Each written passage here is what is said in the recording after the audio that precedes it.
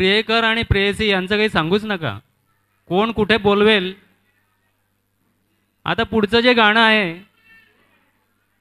त्यातली प्रेयसी आपल्या प्रियकराला रुपेरी वाळूत माडांच्या बनात येईना म्हणते.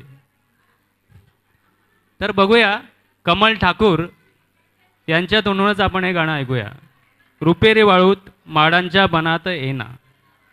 गायिका आहेत आशा भोसले, गीतकार आहेत शांताराम नांदगावकर आणि संगीत दिलेलं आहे अनिल अरुण.